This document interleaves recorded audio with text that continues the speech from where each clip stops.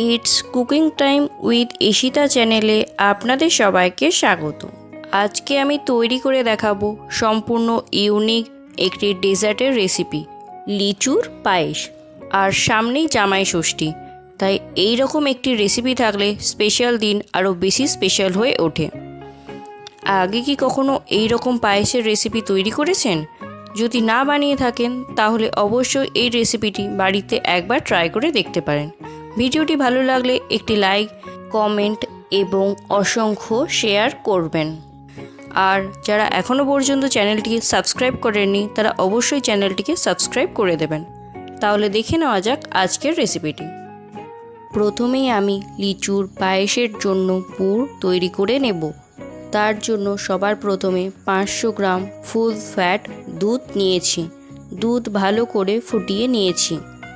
এবার ছানা কাটানোর জন্য আমি টক দই ব্যবহার করেছি। অল্প অল্প টক দই দিয়ে ছানাটাকে ভালো করে কাটিয়ে নিয়েছি। এই সময় গ্যাসের ফ্লেম লোতে রাখতে হবে।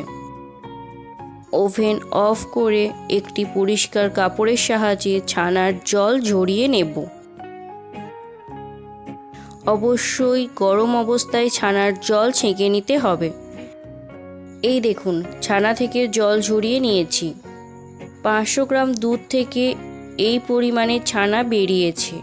ছানা মিক্সিং জারে নিলাম। এবার দিলাম অল্প পরিমাণে চিনি। চিনির পরিমাণটা আপনারা নিজেদের মতন করে দিতে পারেন, তবে ছানা অল্প মিষ্টি হলে খেতে ভালো লাগবে। এবং 2টো ছোট এলাচ।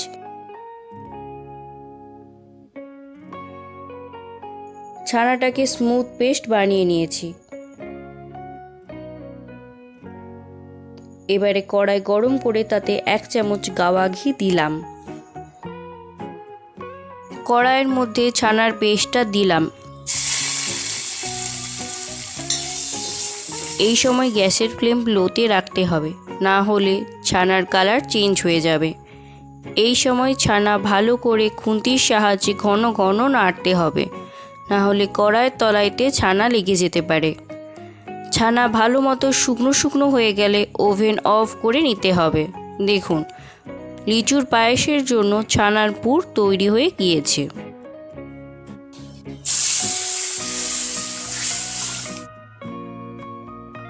এবার ক্ষীর বানানোর জন্য 1 কেজি ফুল ফ্যাট দুধ নিলাম। এই সময় গ্যাসের ফ্লেম হাইতে রাখতে হবে এবং দুধ ঘন ঘন নাড়তে হবে। এই দুধের মধ্যে দিয়ে দেব ফাটিয়ে নেওয়া 2টো ছোট এলাচ। দুধ ঘন হয়ে এলে চা চামচের 2 চামচ চিনি দিলাম। আপনারা আপনাদের প্রয়োজন মতন চিনির পরিমাণ বাড়িয়ে বা কমিয়ে নিতে পারেন। দুধ আরও একটু ঘন হয়ে এলে ওভেন অফ করে দিলাম। এবার এটাকে ঠান্ডা হতে দেব। এই সময় লিচু ছাড়িয়ে নেব।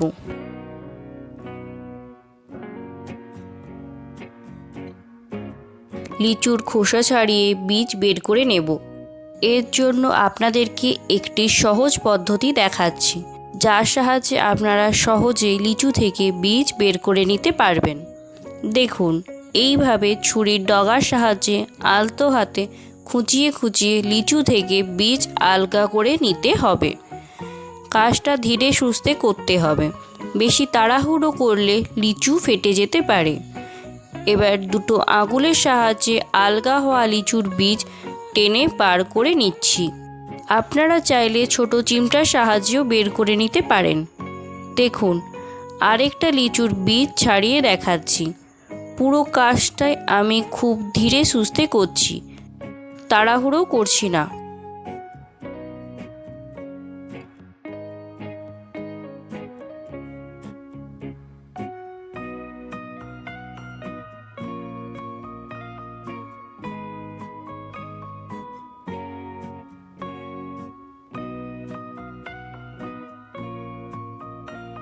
দেখুন, সমস্ত লিচু থেকে বীজ বের করে নিয়েছি।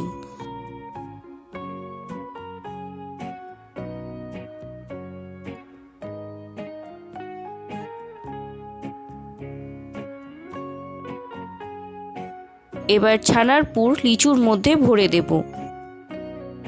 এই সময় খুব আলতো হাতে লিচুর মধ্যে ছানার পুর ভরতে হবে।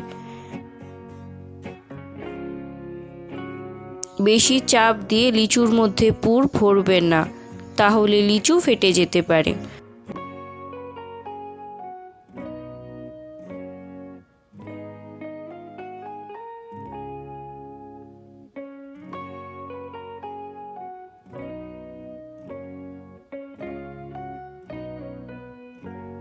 সমস্ত লিচুর মধ্যেই পুর ভরা হয়ে গেছে। এবার পুর ভরা লিচুগুলো প্লেটের মধ্যে সাজিয়ে দিলাম।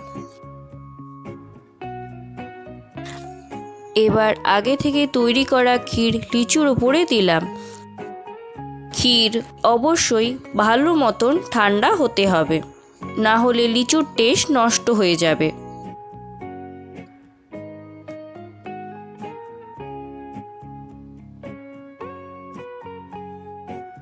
গার্নিশিংয়ের জন্য দিলাম লম্বা লম্বা করে কেটে নেওয়া কাজু এবং কিশমিশ। দেখুন কতটা টেস্টি দেখতে হয়েছে। একটা খেলে কোনো মতেই মন ভরবে না।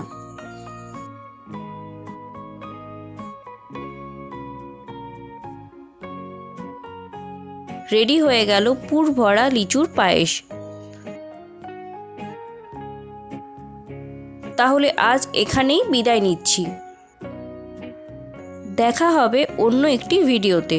ভালো থাকবেন। ভিডিওটি সম্পূর্ণ দেখার জন্য ধন্যবাদ।